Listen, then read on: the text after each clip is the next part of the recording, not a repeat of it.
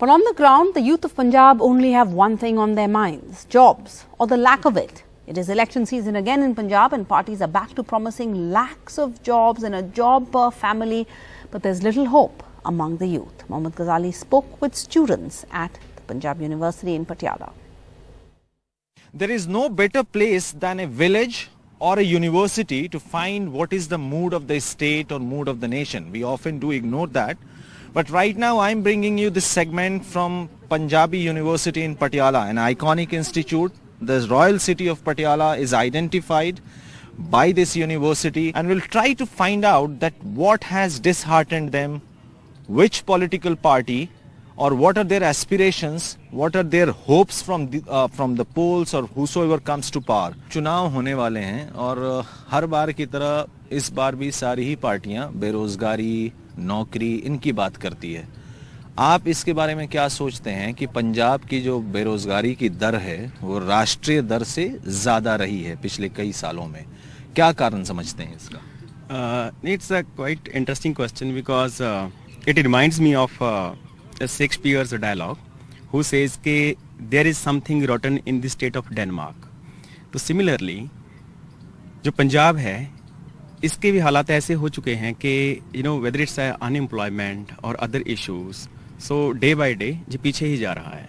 ਤਾਂ ਜਦੋਂ ਕੋਈ ਵੀ ਪਾਰਟੀ ਸੱਤਾ ਦੇ ਵਿੱਚ ਆਉਂਦੀ ਆ, ਜਿਵੇਂ ਈਵਨ ਕਿ ਜਿਹੜਾ ਹੁਣ 5 ਸਾਲ ਪਿੱਛੇ ਵਾਲੇ ਜੇ ਅਸੀਂ ਦੇਖਦੇ ਆ ਤਾਂ ਉਹਦੇ ਵਿੱਚ ਜਦੋਂ ਰੋਜ਼ਗਾਰ ਦੀ ਗੱਲ ਕਰਦੇ ਆ ਤਾਂ ਜਦੋਂ 2017 ਦੇ ਵਿੱਚ ਕੈਪਟਨ ਅਮਰਿੰਦਰ ਸਿੰਘ ਸੱਤਾ ਦੇ ਵਿੱਚ ਆਏ ਸੀਗੇ ਤਾਂ ਉਹਨਾਂ ਨੇ ਆਪਣੇ ਜਿਹੜਾ ਉਹਨਾਂ ਦਾ ਚੋਣ ਮੈਨੀਫੈਸਟੋ ਸੀ ਉਸ ਦੇ ਵਿੱਚ ਬਹੁਤ ਸਾਰੀਆਂ ਉਹਨਾਂ ਨੇ ਆਪਣੇ ਲਾਰੇ, ਆਪਾਂ ਅਸੀਂ ਤਾਂ ਲਾਰੇ ਹੀ ਕਵਾਂਗੇ, ਲਾਰੇ ਰੱਖੇ ਸੀ ਕਿ ਘਰ ਘਰ ਨੌਕਰੀ ਹੋਊਗੀ, ਘਰ ਘਰ ਰੋਜ਼ਗਾਰ ਹੋਣਗੇ, ਸਮਾਰਟਫੋਨ ਦਿੱਤੇ ਜਾਣਗੇ ਸਟੂਡੈਂਟਸ ਨੂੰ, ਤੇ ਮਜ਼ਦੂਰਾਂ ਦੇ ਕਰਜ਼ੇ ਮਾਫ ਕੀਤੇ ਜਾਣਗੇ, ਕਿਸਾਨਾਂ ਦੇ ਕਰਜ਼ੇ ਮਾਫ ਕੀਤੇ ਜਾਣਗੇ. ਸਭ ਤੋਂ ਇੰਪੋਰਟੈਂਟ ਜਿਹੜਾ ਸਟੱਡੀ ਨਾਲ ਜੁੜ ਕੇ ਆ, ਐਜੂਕੇਸ਼ਨ ਨਾਲ ਜੁੜ ਕੇ ਆ ਕਿ ਕੁੜੀਆਂ ਦੀ ਨਰਸਰੀ ਤੋਂ ਲੈ ਕੇ PhD ਤੱਕ ਦੀ ਪੜ੍ਹਾਈ ਮੁਫਤ ਹੋਏਗੀ. ਇਹ 2017 ਦੇ ਵਿੱਚ ਹੋਇਆ ਸੀਗਾ.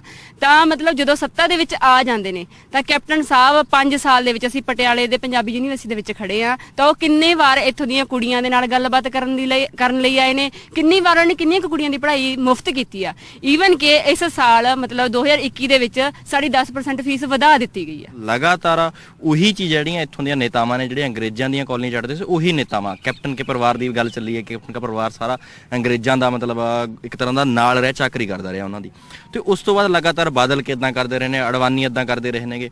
ਤਾਂ ਇਸ ਤੋਂ ਬਾਅਦ ਲਗਾਤਾਰ ਹੀ ਉਹਨਾਂ ਦੇ ਹੱਥ 'ਚ ਰਾਜ ਆਉਂਦਾ ਰਿਹਾ ਤੇ ਉਹਨਾਂ ਨੇ ਲੋਕਾਂ ਦਾ ਸਵਾਰਨ ਦੀ ਬਜਾਏ ਉਹਨਾਂ ਕਾਰਪੋਰੇਟਸ ਦਾ. ਤੇ ਅੱਜ ਵੀ ਆਪਾਂ ਦੇਖ ਸਕਦੇ ਹਾਂ ਕਿ ਮੋਦੀ ਜਿਹੜਾ ਹਮ ਦੋ ਹਮਾਰੇ ਦੋ ਵਾਲੀ, ਔਰ ਮੋਦੀ ਤੇ ਅਮਿਤ ਸ਼ਾਹ ਦੀ ਚੱਲਦੀ ਹੈ ਤੇ ਅੰਬਾਨੀ ਤੇ ਅਡਾਨੀ ਦੀ ਚੱਲਦੀ ਹੈਗੀ, ਤੇ ਉਹਨਾਂ ਹੀ ਕਾਰਪੋਰੇਟ ਘਰਾਣਿਆਂ ਦੇ ਲਈ ਜਿਹੜਾ ਉਹ ਨੀਤੀਆਂ ਬਣਾਈ ਜਾਂਦੀਆਂ ਨੇ. ਤੇ ਮੋਦੀ ਲੋਕਾਂ ਨੂੰ 7 ਸਾਲ ਪਹਿਲਾਂ ਵਾਅਦਾ ਕਰਦਾ 2 ਕਰੋੜ ਨੌਕਰੀਆਂ ਦਿੱਤੀਆਂ ਜਾਣੀਆਂ ਤੇ ਹੁਣ ਤੱਕ 14 ਕਰੋੜ ਨੌਕਰੀਆਂ ਹੋਣੀਆਂ ਚਾਹੀਦੀਆਂ ਸੀ. ਕਿੱਥੇ ਨੇ? ਕਿਤੇ ਵੀ ਨਹੀਂ ਦਿਸਦੀਆਂ. ਪੰਜਾਬ ਇੱਕ ਐਗਰੀਕੇਰੀਅਨ ਲੈਂਡ ਹੈ, ਇੱਥੇ ਐਗਰੀਕਲਚਰਲ ਐਕਟੀਵਿਟੀਜ਼ ਦੀ ਜ਼ਿਆਦਾ ਹੈ. ਹੁਣ ਜਿਹੜੀ ਅਨਇੰਪਲੋਇਮੈਂਟ ਆ ਰਹੀ ਹੈ ਉਹ ਕਿਉਂ ਆ ਰਹੀ ਹੈ? ਕਿਉਂਕਿ ਐਗਰੀਕਲਚਰ ਇੰਡਸਟਰੀ ਇੱਥੇ ਹੈ ਨਹੀਂ. ਜਿਹੜਾ ਸਰਵਿਸ ਸੈਕਟਰ ਹੈ ਉਹ ਪ੍ਰਾਈਵੇਟਾਈਜ਼ ਹੋ ਰਿਹਾ ਹੈ. ਬਹੁਤ ਹੱਦ ਤੱਕ ਸਾਡੇ ਕੋਲ ਗਵਰਨਮੈਂਟ ਇੰਸਟੀਟਿਊਸ਼ਨਸ ਨਹੀਂ ਰਹਿ ਰਹੇ, ਚਾਹੇ ਗਵਰਨਮੈਂਟ ਹਸਪੀਟਲਸ ਹੋਣ, ਗਵਰਨਮੈਂਟ ਸਕੂਲਸ ਹੋਣ. ਸੋ ਦੇयर ਇਜ਼ ਅ in equilibrium. ਜਿਹੜੀ ਇਹ ਗੈਪ ਆ ਰਿਹਾ ਹੈ, this is the major reason for unemployment in the Punjab. ਆਪਣੀ ਅਕੈਡਮਿਕ ਜਿੰਨੀ ਵੀ ਇੱਥੋਂ ਦਾ ਸਟਰਕਚਰ ਹੈਗਾ ਉਹ ਕਦੇ ਵੀ ਸਾਡੇ ਇਸ ਮਸਲਿਆਂ ਤੇ ਕੋਈ ਗੱਲ ਨਹੀਂ ਕਰਦੀ ਹੈਗੀ. ਸਾਡੇ ਇੱਥੋਂ ਦੇ ਜਿੰਨੇ ਟੀਚਰ ਹੈਗੇ ਬਹੁਤ ਘੱਟ ਨੇ, 1-2 ਬੰਦਾ ਹੋ ਟੀਚਰ ਹੋਗਾ, ਪ੍ਰੋਫੈਸਰ ਹੋਣਗੇ ਜਿਹੜੇ ਇਸ ਮਸਲੇ ਤੇ ਗੱਲ ਕਰਦੇ ਆ. ਸਾਨੂੰ ਯੂਨੀਵਰਸਿਟੀ ਦੇ ਸਟਰਕਚਰ 'ਚੋਂ ਕਦੇ ਵੀ ਇਦਾਂ ਦਾ ਨਹੀਂ ਲੱਗਿਆ ਵੀ ਅਸੀਂ ਇਹ ਕੋਰਸ ਕਰਦੇ ਆ ਤਾਂ ਸਾਨੂੰ ਬਾਹਰ ਇਹਦਾ ਪ੍ਰੋਫਿਟ ਮਿਲੂ ਤੇ ਸਾਨੂੰ ਜੌਬ ਮਿਲੂਗੀ. ਓਪਰਚੁਨਿਟੀਜ਼ ਹੈ ਕਿੱਥੇ? ਤੁਸੀਂ ਮੈਨੂੰ ਦੱਸੋਗੇ ਇੱਥੇ ਕਿੰਨੇ ਕੁ ਪ੍ਰਾਈਵੇਟ ਸੈਕਟਰਸ ਨੇ ਜਿਹੜੇ ਹੁਣ ਅਸੀਂ, ਮੇਰਾ ਜਿਹੜਾ ਹੈਗਾ ਆਰਟਸ ਤੋਂ ਮੈਂ ਬਿਲੋਂਗ ਕਰਦੀ, ਮੈਂ MA ਇੰਗਲਿਸ਼ ਹਾਂ, ਤਾਂ ਕਿਹੜਾ ਪ੍ਰਾਈਵੇਟ ਸੈਕਟਰ ਹੈ ਜਿਹੜਾ ਇੰਗਲਿਸ਼ ਦੇ ਵਿੱਚ ਜਿਹੜੇ ਸਟੂਡੈਂਟਸ ਮਾਸਟਰਸ ਨੇ ਜਾਂ PhD ਨੇ, ਪ੍ਰਾਈਵੇਟ ਸੈਕਟਰ ਕਿਹੜਾ ਹੈ ਜਿਹੜਾ ਉਹਨਾਂ ਨੂੰ ਜੌਬਸ ਦੇ ਰਿਹਾ ਆ? ਸਕੂਲਸ ਹੈਗੇ ਨੇ ਤੇ ਉਹਦੇ ਲਈ ਤੁਹਾਨੂੰ ਕੀ ਲੱਗਦਾ ਕਿ ਇੰਨੇ ਕੁ ਪ੍ਰਾਈਵੇਟ ਸਕੂਲਸ ਹੈਗੇ ਨੇ ਕਿ ਜਿੰਨੇ ਇੱਥੋਂ ਬੱਚੇ ਪਾਸ ਆਊਟ ਹੁੰਦੇ ਨੇ ਉਹ ਹਰੇਕ ਨੂੰ ਰਿਕਰੂਟ ਕਰ ਸਕਣ? ਜਾਂ ਉਹ ਕਿੰਨਾ ਕੁ ਪੇ ਕਰਦੇ ਨੇ? ਅਸੀਂ ਇੱਥੋਂ ਤੱਕ ਆਉਣ ਲਈ ਤੁਹਾਨੂੰ ਦੱਸ ਰਹੇ ਸੀ ਉਹਨਾਂ ਨੇ ਲੱਖ ਰੁਪਇਆ ਫੀਸ ਭਰੀ ਹੈਗੀ ਆ, ਤਾਂ ਕੀ ਤੁਹਾਨੂੰ ਲੱਗਦਾ ਕਿ ਇੱਕ ਮਹੀਨੇ ਦਾ 10,000 ਰੁਪਇਆ ਜਿਹੜਾ ਉਹ ਦੇ ਰਹੇ ਨੇ, 15 ਦੇ ਰਹੇ ਨੇ, ਤੁਹਾਨੂੰ ਐਕਸਪਲੋਇਟ ਕਰ ਰਹੇ ਨੇ ਉਹ, ਕਿਉਂਕਿ स्टूडेंट्स ने है ना, एक्सप्लॉयटेशन हो रही है. सरकार क्या करे? आपको क्या लगता है? क्या सरकार ऐसा करे कि नौकरियां बढ़े या नौकरियों की जनरेशन हो? कम से कम अपॉर्चुनिटीज क्रिएट करे ना sir.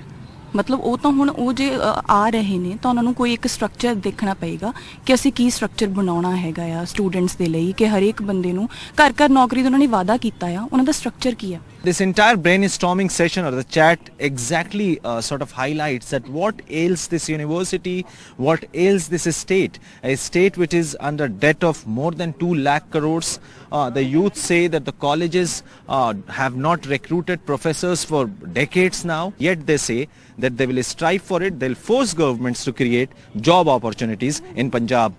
With camera person Ashwini Mehra in Patiala, Mohammad Ghazali for NDTV.